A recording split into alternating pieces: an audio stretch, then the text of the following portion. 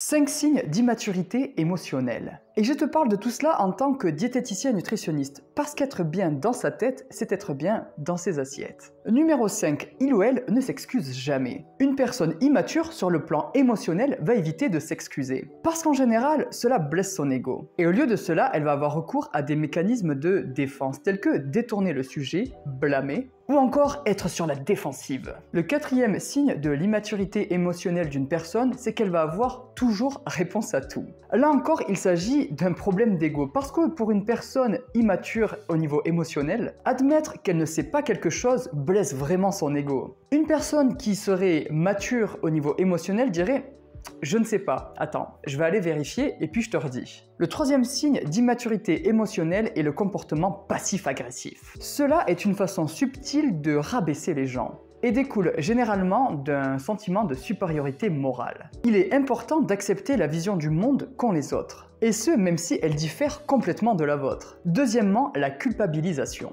Une personne immature au niveau de ses émotions va avoir tendance à culpabiliser les autres, afin de manipuler leur comportement. Allez, un petit exemple. Cette personne pourrait te dire « Si tu étais vraiment mon ami, alors tu ferais ça pour moi ». Et enfin, le premier signe de l'immaturité émotionnelle est l'utilisation du silent treatment, ou en français le mutisme actif. C'est moins sexy, et puis c'est plus sexy avec mon accent anglais, non ? Lorsqu'il est utilisé pour détruire une personne qui vous porte vers le haut. Il va s'agir d'une technique de manipulation qui va viser à punir quelqu'un qui ne se comporte pas comme on le voudrait en ne lui adressant plus la parole.